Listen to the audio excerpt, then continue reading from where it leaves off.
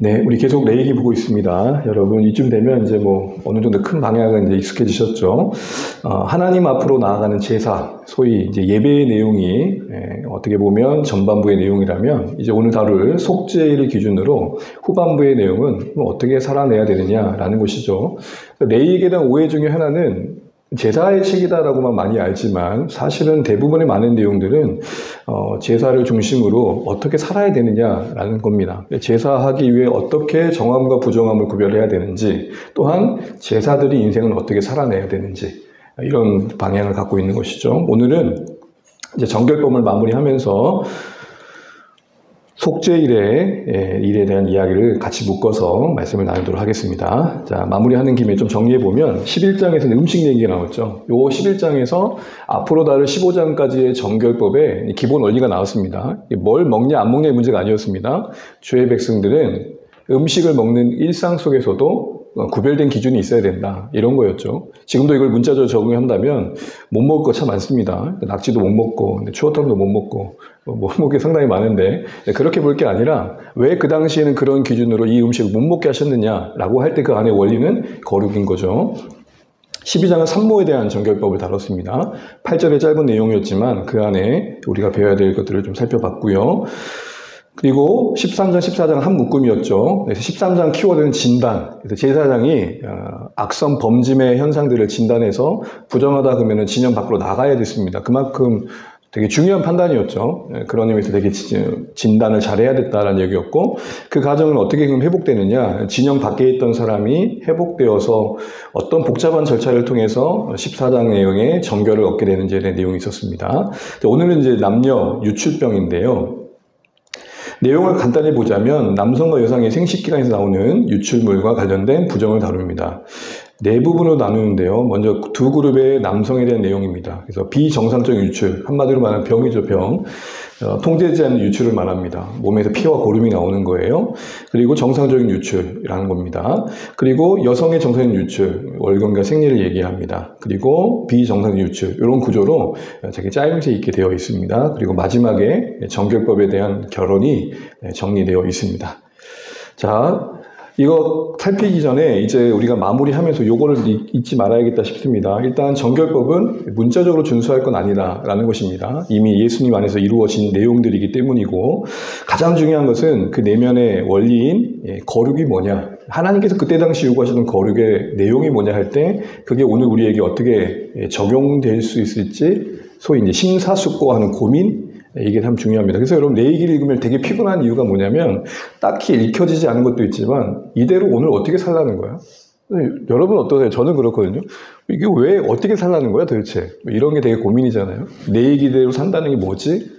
그래서 이런 모습들을 고민해 보는 거죠. 그래서 레위기를 지나면서 우리는 그 안에 담긴 거룩의 원리를 하나님과 관계 속에서 우선적으로 적용해 가면서 이런 방향을 정결법에서는 찾아가면 좋겠습니다. 정결 규례와 관련해서는 더 하나님과 예배함에 있어서 가까이 해야 될 게 뭘까? 내가 하나님을 예배하면서 멀리 둬야 될 게 뭘까? 요게 오늘 우리가 11장부터 15장의 정결의 규례를 살피면서 그때는 그렇게 요구했던 지침들이 우리에게 요구되어지는 기본 원리다 생각되어집니다. 요거 잊지 마시고 어떻게 하면 더 하나님을 가까이 하기 위해서 내 안에 가까이 둬야 될 게 뭘까? 또 나에게도 멀리 해야 될 게 뭘까? 각자가 함께 고민해 보는 거죠. 자, 15장을 보게 되면은 몸에 유출병이 있는 남자의 이야기를 먼저 할 때 있잖아요. 비정상적이라는 것은 나와서는 안 되는 게 흘러나온다는 거예요. 근데 이 문제는 뭐냐면 15장이 유출의 또 다른 키워드는 접촉의 문제입니다. 접촉하는 모든 게 이제 부정해지는 거예요. 제가 이제 피 고름이 나온다 생각해봐요. 그러면 지금 얘가 닿는 모든 게 이제 더 부정해지는 겁니다. 근데 여러분 여기 부정의 개념이 뭐였습니까? 지저분해 이런 개념이 아니고 하나님 보실 때 받으시기 합당하지 않은 상태가 되어버렸다는 거예요. 그 상태 자체가. 왜냐하면 죽음과 가까워졌기 때문에 몸이 정상적인 건 뭐가 나오면 안 되는데 뭐가 나온다는 건 비정상인 거고 결국 죽음에 가까운 것이니 그런 의미에서 접촉이 문제가 되는 겁니다. 근데 원리는 접촉되었을 때는 어떻게 되느냐, 부정해지겼을 땐 옷을 빨고 몸을 씻고 하루가 지나면 정결해집니다. 그렇게 심각한 부정은 아니었던 것이죠. 여기는 언급되지 않았지만 또 각자가 손을 씻고 닿으면 그건 괜찮았습니다. 그러니까 자기가 좀 자기 관리를 좀 잘해야 될 필요가 있었던 겁니다.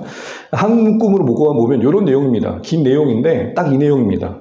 옷 빨고 몸 씻고 하루 지나면 깨끗해져. 요 얘기하는 겁니다. 어떤 경우에 환자가 누운 침상에 혹시라도 앉았을 때, 환자가 앉은 자리에 혹시라도 앉았을 때, 그리고 뭔가 접촉이 있었을 때, 또 침이 묻었을 때, 그리고 환자의 몸에 뭔가 닿았을 때, 뭐 이런 부분들이 다릅니다. 그런데 독특한 것은 만진 질그릇은 깨트리고 나무 그릇은 물로 씻으래요. 여러분 이건 한번 나왔었죠. 질그릇은 왜 깨트릴까요? 흙으로 만든 그릇은 왜 깨라 그래요? 부정함이 흡수된다 그랬잖아요. 나무는 씻으면 되는데 흙은, 그래서 예전에 장은 장독대에 담아요. 왜요? 호흡하니까. 그래서 흙으로 만든 그릇은 그게 뭔가 이렇게 오고 가는 뭐가 있어요? 호흡이 있잖아요. 그 공기가 통로한다 그러잖아요. 그런 의미에서 그렇습니다. 그 다음에 이제 이렇게 비정상 유출이 이제 회복될 때가 있잖아요. 그러면 이제 그대로 끝내는 게 아니라 7일, 늘 이제 내 얘기를 보면 이제 감각적으로 7일, 심사숙고해야 할 그 7일, 정말 나은지를 확인해야 할 그 7일 보내고 난 뒤에 이제 괜찮하다 싶으니 확인되면 옷 빨고 몸을 씻는데 흐르는 몸에 씻어야 합니다. 흐르는 물, 상징적인 거죠. 그리고 나서 8째 날, 여러분 이제 이것도 거듭 반복하다 보니까 이제 너무 아시겠죠? 8일은 뭐예요? 7을 채운 뒤에 새로운 시작. 이 8이라는 숫자는 그래서 그렇게 반가운 거예요. 그죠?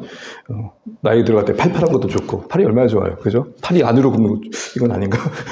어쨌든, 8은 좋은 숫자입니다. 그리고 제사장에게 이제 가장, 속죄 제사 중에 가장 작은 제물이었던 가난한 자에게 배려하며 주렸던 산비둘기나 집비둘기 새끼 2마리 중에 선택해서 드리게 해서 속죄제 번제. 여러분 속죄제 번제의 상징은 뭐냐면 내가 이제 씻음 받고 예배 공동체 한 회원으로 이제 복원하게 되었습니다. 요거 선언하는 겁니다. 그래서 속죄제는 번제와 같이 가게 되어 있습니다. 왜냐하면 마치 이거는 예수님의 죽으심과 부활이 함께 가는 거와 마찬가지입니다. 속죄제가 씻어낸 거라면 번제는 씻어냄의 인증이에요. 그러니까 항상 속죄제와 번제는 같이 간다. 이렇게 보시면 될 것 같습니다. 그리고 이제 정상적인 유출인 경우인데 설정하는 거죠. 그렇게 됐을 때는 몸을 씻어라 나와 있고 남녀가 이제 함께 동침한 때에도 하루 정도 부정해진다고 합니다. 근데 이 하루의 개념이 뭐냐? 성막을 출입할 수 있느냐 없느냐의 문제. 이 문제는 뭐냐? 왜 이런 얘기까지 하실까요? 이런 질문이에요. 왜 하나님이 이런 사적인 얘기, 어떻게 보면 은밀한 영역까지 다루실까? 이게 우리의 고민인데 사적인 영역에서까지 부정함을 다루신 것은 일상의 모든 영역, 어디도 하나님 앞에서 고민되지 않을 영역은 없다라는 겁니다. 특별히요. 당시에 이 성적인 영역과 성막을 분별하신, 그러니까 성소와 성적인 것을 구별하신 이유는 당시의 제사 문화, 이방 제사 문화는 이걸 뗄래야 뗄 수 없는 문화였거든요. 그래서 여러분 뭐 많이 들어보시겠지만 고대 근동 문화의 제사 문화에는 여신들이 여제사들이 많았어요. 여사제들이. 이게 다 뭐겠어요? 그들의 예배 안에 절차 안에 뭐가 있는 거예요? 그런 남녀의 연합이 있는 거예요. 그래서 이런 부분들에 대해서 하나님께서 심각하게 여기시고 그리스도인 이스라엘 백성들은 그 당시에 그런 이방 문화의 제2 문화에 젖어들면 안 된다는 거예요. 애초에 이걸 차단시킨 거예요. 하나님께 주신 어떤 성이 잘못됐다 이 말이 아니고 그것이 성막까지 들어온 게 문제다 이 얘기하는 겁니다. 그래서 부정의 개념 안에서 진짜 순결함을 지키게 하시는 거예요. 우리가 보통 뭐예요? 소중한 걸 잘 지켜야 되는 거잖아요. 잘 지키니까 함부로 흘려보내면 안 되는 거잖아요. 그런 의미에서 이야기를 하는 겁니다. 그리고 이제 여성의 이야기 두 묶음이 나오는데 첫 번째 이제 아까 남성의 정상적인 부분, 여성의 정상적인 부분이죠. 특별히 여성의 경우에는 몸에서 자연스럽게 이제 피가 흘러나오는 생리에 대한 얘기인데 여러분 7일 동안 불결하다라는 말이 나오는데 이 불결이 보니까 여인이 부정한 것처럼 비춰지잖아요. 근데 이게 번역이 조금 잘못된 게 원래 히브리어는 니따인데 월경할 때예요. 그러니까 월경할 때로 읽으시니 맞아요. 그러니까 7일 동안 월경할 때에 왜 이야기를 드리냐면 시간이 조금 없어서 짧게만 언급하면 15장 보시면 여성의 월경 외에는 다 부정한 자가 돼요. 유출한 자들. 그러니까 하나 비교해보면 이 절에서 비정상적인 유출한 남자는 피가 고름이 나면 부정하다고 너 부정해 이렇게 선언을 받았단 말이에요. 그러면 동일하게 피를 흘리는 여인도 부정하다고 받들어야 되잖아요. 근데 그런 문구가 없어요. 왜 그러셨을까요? 여러분 우리는 보통 레이기를 가지고 오늘도 남녀의 성적 역할을 구별하면서 여성과 남성을 나누는데 많이 쓸 때가 있어요. 저번에 한번 말씀드렸던 것처럼 어느 교단은 여성이 사역자가 될 수 없는 이유는 월경 때문이다 라고까지 얘기해요. 왜요? 피 흘리면 부정한 거니까.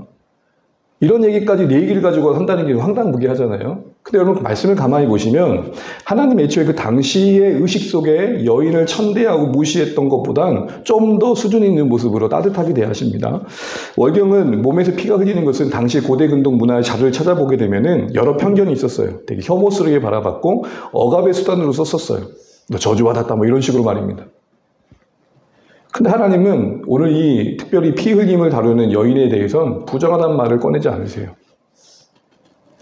그리고 여러분 잘 보시면 유출한 남자가 정상이 됐을 때는 씻어야 됐잖아요. 근데 여인은 7일이 지나면 그냥 그걸로 끝나요. 뭘까요? 그냥 자연스러운 거라고 받아들이고 계시는 거예요. 그런 의미에서 7일은 뭐예요?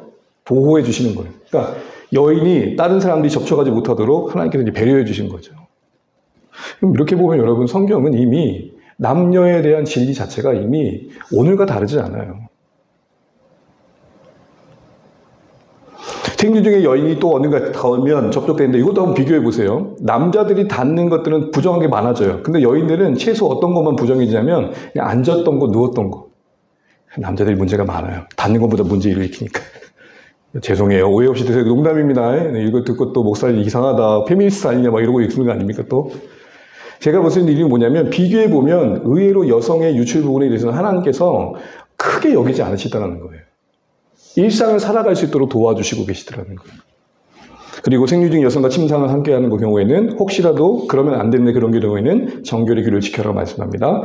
자, 이제 여성의 비정상적인 유출의 경우에는 생리기간이 아님에도 불구하고 또 빙이 지난데도 불구하고 계속 유출이 될 때, 피가 흐를 때는 문제시 된다는 겁니다. 그래서 병이 걸린 거죠. 여러분 마가복음 5장에 보게 되면 12에 무슨 병 걸린 여인이 나오죠? 네, 혈류병 걸린 여인이 딱 이 유출병에 걸린 거예요. 이 기간 동안에 해결되기 전까지 계속 부정해 주는 거예요. 근데 12년 동안 그렇게 부정함을 안고 살았으니 얼마나 고단했겠어요. 고치지도 못하고. 어쨌든 이런 부분들이 있을 때는 다 낫고 난 다음에 앞서 남성의 유출된 경우와 동일하게 씻고 회복되는 시간을 가지라고 말합니다. 이런 부분은 동일한 게 넘어가겠습니다. 이제 마지막입니다. 15장의 마지막에 이런 내용이 나옵니다. 읽어보겠습니다. 32절이요. 시작. 너희는 이와 같이 이스라엘 자손이 그들의 부정에서 떠나게 하여 그들 가운데 있는 내 성막을 그들이 더럽히고 그들이 부정한 중에서 죽지 않도록 할지니라. 아멘. 저는 이게 참 정결법을 풀어가는 되게 중요한 키워드라고 생각하는데요. 우리는 정한 부정 그러면 일단 사람들을 혐오의 대상과 사귈 대상 이런 기준으로 봐요. 근데 지금 성경의 이 정함과 부정함의 기준 철저히 하나님께 나아갈 수 있느냐 그렇지 못하냐는 거예요. 그러니까 가장 구별되어진 성막에 출입할 수 있는 몸 상태인가 아닌가. 또 다른 말로 말하면 지금 이 정함과 부정함의 개념은 예배와 묶여 있다는 거예요. 조금 더 오늘의 언어로 얘기하자면 오늘 이 말씀이 정결법의 결론으로서 우리에게 주는 교훈은 뭐냐면 우리가 진짜 정결하다는 것은 그 삶의 중심에 예배가 있어서 그 예배를 염두하고 선택하고 말하고 행동한다는 거예요. 여러분 적어도 제가 주일 아침에 그날 그래도 설교해야 되니까 성을 내려고 할까요? 다스릴까요? 한 번도 안 낸 건 아니지만 그래도 뭔가 하나님 앞에 드려지는 시간 앞에 우리는 우리 자신을 뭐 하죠? 조금 더 다스리잖아요. 바로 그런 걸 얘기하는 겁니다. 그러니까 이 정결함과 부정함의 개념은 뭐냐면 하나님 앞에 나아가기에 내가 합당한 몸과 마음의 상태인가를 늘 고민해야 된다는 거고 그 원리가 그 당시에는 그렇게 음식에서 여러 가지 상황 속에서 이렇게 표현됐던 겁니다. 오늘 우리에게는 예배를 중심에 두고 살아갈 때 삶으로 예배를 준비한다는 게 뭘까요? 여러분 저는 어렸을 때 저희 어머니가 지금도 기억하는데 다리미에다가 1,000원짜리를 항상 다려서 주셨어요. 지금도 그런 건 아닙니다. 근데 이제 저희 어린 주일학교 때 그런 게 혹시 그런 기억 혹시 있으세요? 구겨진 1,000원짜리 이렇게 다려가지고 헌금할 수 있도록 하셨거든요. 율법적일 수 있겠죠, 어떤 보면. 그런데 그 어떤 의미일까요? 하나님 앞에 드리는 것들은 다 정갈해야 돼. 이런 거였죠. 이런 부분에서 우리가 예배를 중심에 두고 삶을 편 볼 때 어디서부터 좀 다뤄야 할 부분이 있지 않을까 싶은 생각을 해보게 되는 겁니다. 오늘날 참 우리를 접촉하는 되게 다양한 것들 있잖아요. 삶이 단순하지 않잖아요. 제가 너무 오래돼가지고 오사단이라는 되게 꼴짝이 있는 부대에 병체험을 갔었는데 그 밖에서 자는 거예요. 그러니까 불이 하나도 없으니까 초저녁 6시부터 불 끄는 거예요. 여러분 6시부터 누우면은 잠이 와요, 안 와요? 알아요. 그리고 한 12시간 잤다고 생각해봐요. 허리가 아플까 안 아플까요? 엄청 아픈 거예요. 근데 밤 되니까 아무것도 없고 빛도 없으니까 진짜 사실 심플하더라고요. 심플해요. 어떻게 보면 이런 생각이 들었어요. 아, 고민은 너무 하는 게 많아서 생기는구나 싶은 생각이 들어요. 우리 삶에 이 정결의 관점에서 회복해야 될 부분은 뭔지 다시 한번 돌아보시면 좋겠습니다. 자, 이제 16장 속죄일입니다. 이제 이런 정결법을 마치고 16장에 오는데 16장 위치는 레위기에서 정말 중요합니다. 그래서 16장에 어떻게 보면 레위기 27장 안에 중심에 있다고 봐도 됩니다. 그런데 이날에 왜 중요했었냐면 이스라엘 민족에서 보면 민족 갱신의 날이었거든요. 딱 1년에 한 번 매년 찾아오는 민족 갱신의 날. 이날에 그동안 미처 해결하지 못했던 모든 죄와 부정을 해결하고 자신들의 그런 죄뿐만 아니라 그들의 죄로 인해서 더럽혀진 성막을 정결케 하는 겁니다. 그러니까 성결케 하고 정결케 하는 시간이었기 때문에 중요합니다. 공동체로 보면 리셋이면서 리스타트다라고 볼 수 있어요. 저만 느낀지 모르겠지만 살아가시다 보면 진짜 처음부터 다시 시작하고 싶을 때가 있으시잖아요. 여러분 그렇습니다. 리셋하고 싶을 때 있잖아요. 그러니까 1년에 한 번 이 시간이 이스라엘 백성이 얼마나 기다렸을까요? 근데 이런 의문이 들어요. 그럼 매번 드렸던 속죄일은 뭐예요? 속죄 자세는 뭐예요? 이런 겁니다. 이렇게 생각하시면 돼요. 아무리 우리가 회개한다 한들 하나님을 뺐을 때 다 회개했다고 할 수 있겠어요? 그러니까 속죄일은 너무 큰 은혜예요. 내가 헤아려도 헤아릴 수 없는 죄까지 씻어주시는 날이니까. 얼마나 행복해요? 이런 인간 죄성이 이렇게 드러나요. 아, 그러면 1년에 한 번 퉁치면 되니까 내내 아무렇게나 살다가 속죄일 전날에 그렇게 주신 날이 아니라 해도 안 되는 우리의 거룩의 넘어짐에 있어서 주의 국률이 있다라는 거 잊지 말라는 거예요.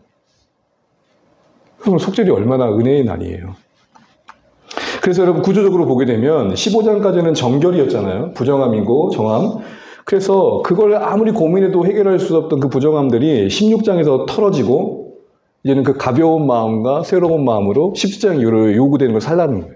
심플하죠, 여러분? 16장을 기준으로 16장을 가면서 계속 고민하는 거예요. 아, 이 부정한 게 너무 많은데. 16장 때 다 털고 17장부터 이제는 사회적 윤리가 요구되거든요. 연약한 자들을 어떻게 해야 될지 요구되거든요. 그거를 이제 가벼운 마음으로 주님 주신 은혜로 감당해라는 거예요.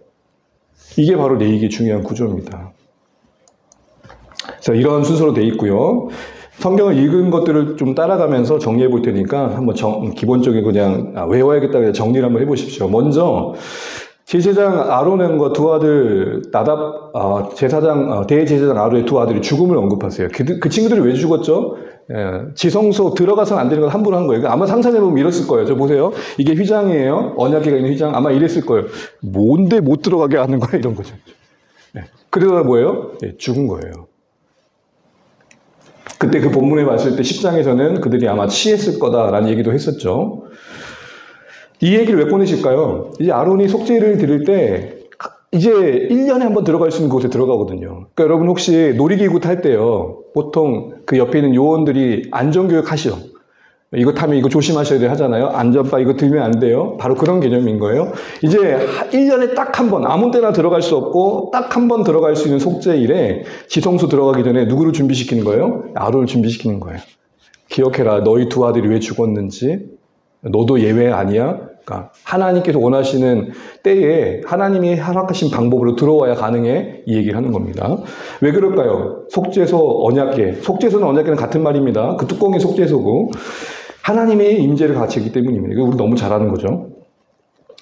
그 다음에 이제 준비할 걸 말씀합니다. 이 경고 후에 준비할 걸 말하는데 크게 두 가지를 얘기하시는데 먼저 아론에게는 자기의 속죄를 위한 속죄제물 수송아지와 번제를 위한 순양. 여러분 숫제와 번제는 세트입니다. 거의 1+1 같이 가는 거예요. 그 다음에 이게 중요해요. 뭘 입어요?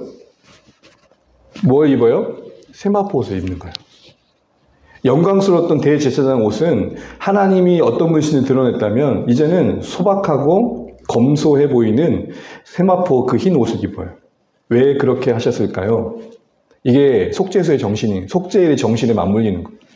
속죄일 앞에서는 아무도 자신이 하나님 앞에 설 자격이 있다고 말할 수 없으면 알아야 된다는 겁니다. 대제사장일수록 얼마나 하나님 앞에 설 이유가 있겠어요.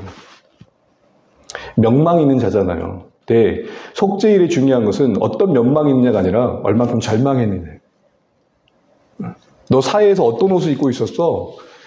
사회에서 어떤 계층에서 인정받는 직업군에 있었어? 뭐 어떤 존중받는 명예가 있어? 라는 명망이 아니고 절망. 명망이 아니고 절망. 그게 속죄일의 가장 중요한 준비였고, 그걸 보여야 할 대제사장으로서 아론이 그거 상징으로 옷을 갈아입은 겁니다.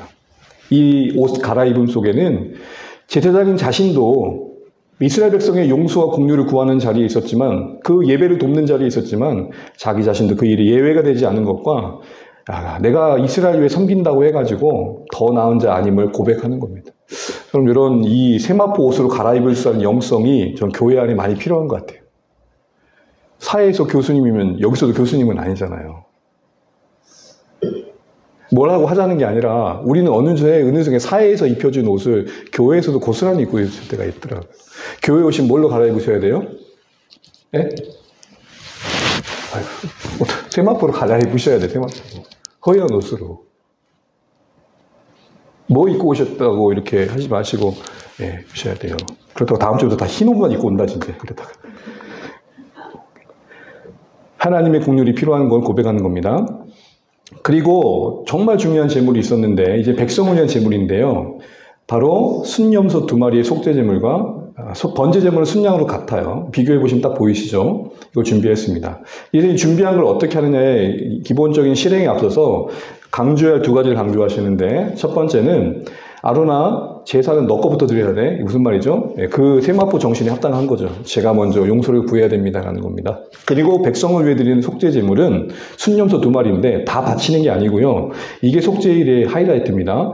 제비를 뽑는데 2마리 중에 뭘 바칠지를 고민하는 거예요. 그래서 한 마리는 피 흘려서 드리게 되고 한 마리는 살려서 강야에 보내는 겁니다. 그게 바로 아사셀 양입니다. 들어보셨죠? 아사셀 양.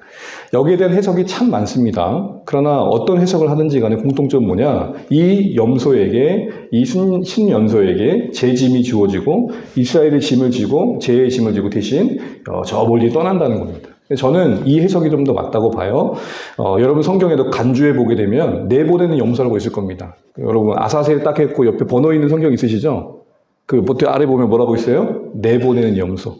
그러니까 이 진영에서 이스라엘의 모든 죄를 떠안고 내보낼 염소를 선택하는데 그걸 누가 선택해요? 하나님이 선택하시는 거예요. 인간이 선택하는 게 아니라. 이게 중요하죠. 하나님께 맡겨드리는 겁니다.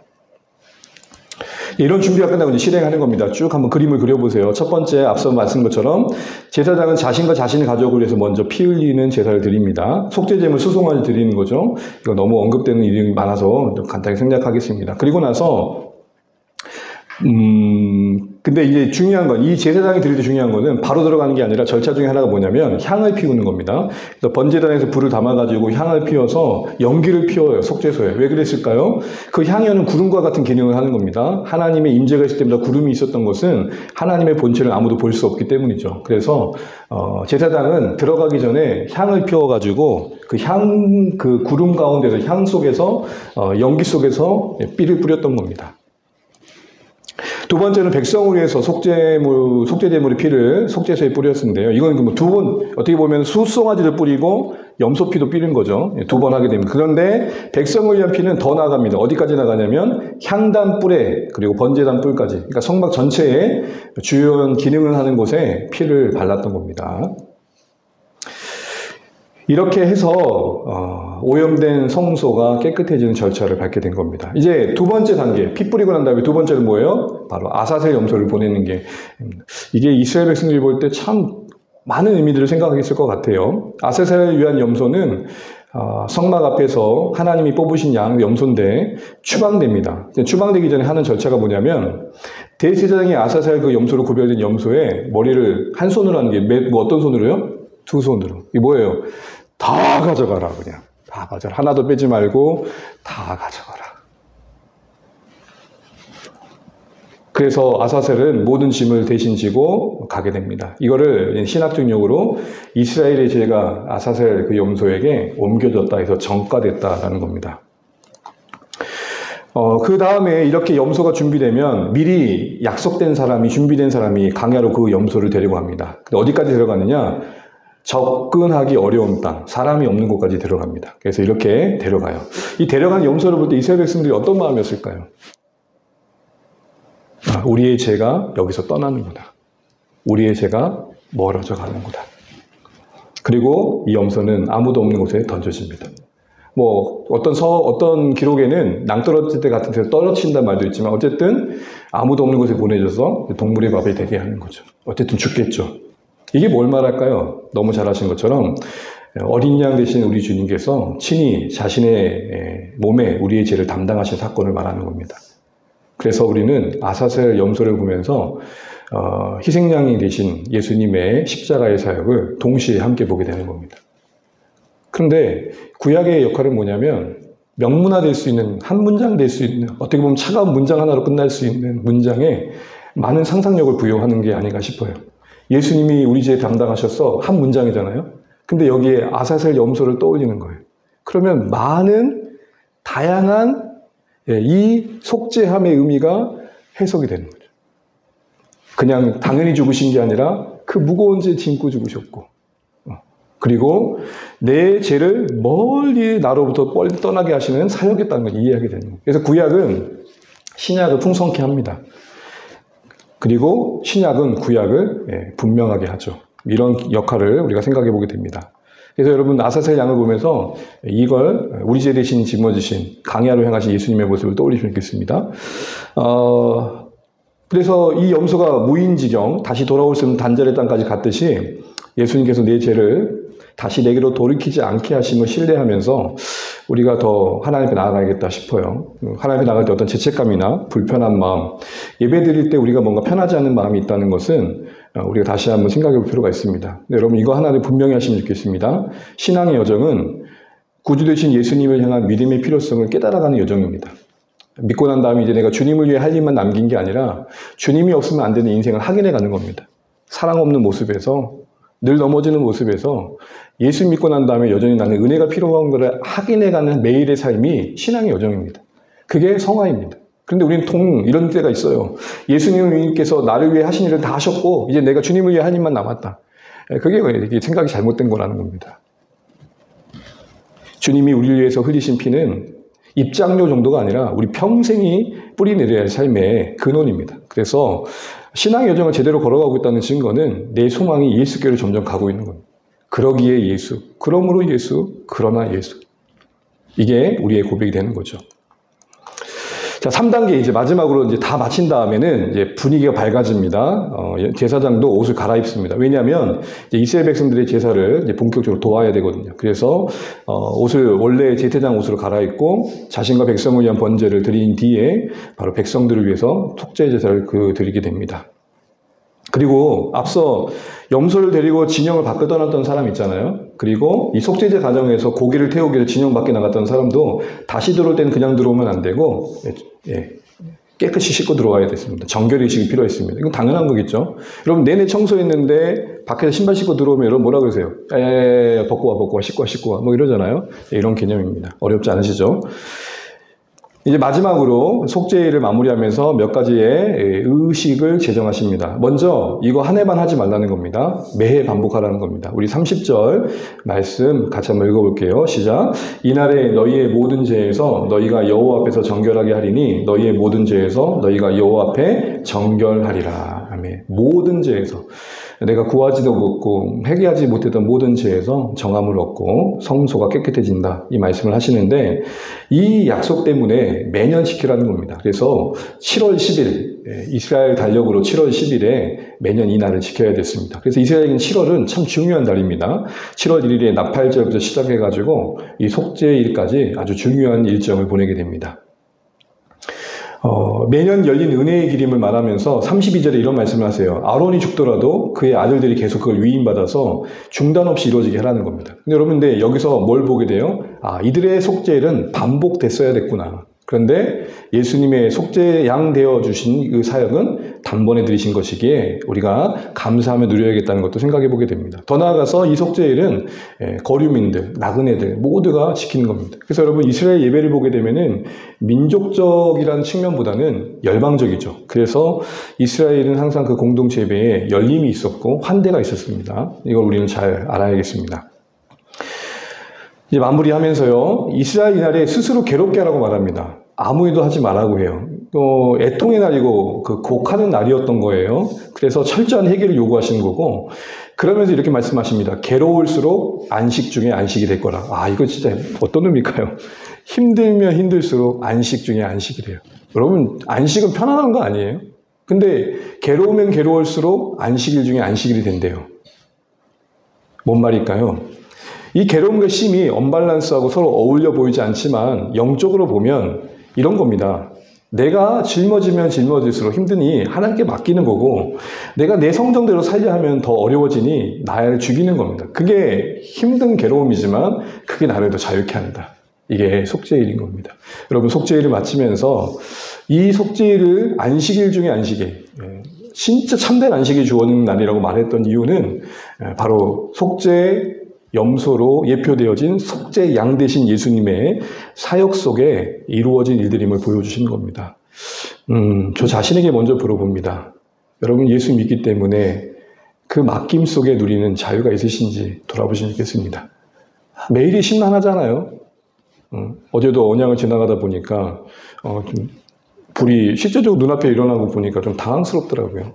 그 불도 뜨거웠을 텐데 안동이나 청송, 그 의성 그쪽은 얼마나 힘들었을까 싶은 생각이 들고, 저희 어머니 고향이 영양인데 거기도 벌써 열 몇 명이 죽었다고 하시더라고요. 그러니까 너무 안타까운 일들이 너무 많잖아요. 환경적으로도 그렇고 사회적으로도 그렇고 어디 가지 않고 우리 인생을 봐도 그렇고 안식이 없습니다. 근데 하나님께서 안식 중에 안식을 약속하셨으니 어떻게 보면 이거 우리 누려야 되지 않을까 싶습니다. 그래서 우리 다시 한번 이 속죄일이 말씀하고 있는 우리를 괴롭힘으로 누리는 안식, 이 말은 바꿔 말하면 정작 우리의 안식을 뺏는 거 우리 안에 너무 많다는 거예요. 그러니까 그 신경외과 제가 아는 목사님이 커밍아웃을 한 거죠. 목사님, 제가 요즘 약 먹어요 그러면서. 그러면 이제 가면서 이렇게 얘기를 하는 거예요. 병원에서 그런 얘기를 한대요. 본인을 너무 괴롭게 하는 것 같다. 본인을 너무 괴롭게 하는 것 같다. 여러분은 어떠십니까? 나는 어떨까요? 우리 속죄일이 담고 있는 이 귀한 의미들, 괴로우면 괴로울수록 나를 맡기는 그 괴로움수록 나를 부인하는 괴로움 속에서 진짜 안식이 주어진다는 거 다시 한번 기억하시면서 반주 주세요. 우리 오늘 말씀도 우리 삶에 따뜻하게 받아들이시고 묵상하시면 좋겠습니다. 우리 자 기도하시죠. 오늘 정결 규례를 마무리하면서 이제 그 정결의 규례로 인해서 고민할 수밖에 없는 우리의 삶을 온전히 새롭게 해주시는 속죄일을 하긴 했습니다. 이제 속죄일의 의미는 그래도 또 재어라 그러니까 이런 말이 아니고, 이제 17장 이후에 주어지는 책임과 사랑의 역할들을 잘 감당하면 좋겠다라는 말씀이신 것 같습니다. 특별히 속죄일에 아사셀 염소가 구별되어져서 모든 죄 짐지고 아무도 없는 강야 끝자락까지 가서 결국에는 이스라엘을 성결케 하는 일을 상징적으로 보여주고 있습니다. 우리 주님께서 모든 거 안고 십자가에 죽으신 거 믿으시면 좋겠고, 여전히 육신의 몸을 입고 있기 때문에 나를 괴롭게 하는 게 내 안에 많지만 그걸 맡기는 수고로움으로 참된 안식을 누리면 좋겠습니다. 우리가 금식하면 금식할수록, 나를 내려오면 내올수록, 우리를 맡기면 맡길수록 그런 경건한 괴로움이 우리에게 참된 안식을 준다는 게 뭔지를 알아가면 좋겠습니다. 더 나아가서 또 우리 조국 교회와 이 나라 민족에 평안을 주시면 좋겠고, 또 산불로 인해서 아파하고 또 많은 분들이 지쳐 있고 또 많은 손길들이 필요한 현장들이 늘어나고 있는데, 하나님 보살펴 주시고 하늘을 문을 열어 비라도 내려주셔서 이 땅에 좀 평안하게 해주십시오. 이 땅에 안식을 좀 주십시오 라고 기도해 주시면 좋겠습니다. 우리 같이 기도하시고 제 기도가 마치겠습니다. 하나님 은혜를 감사합니다. 오늘도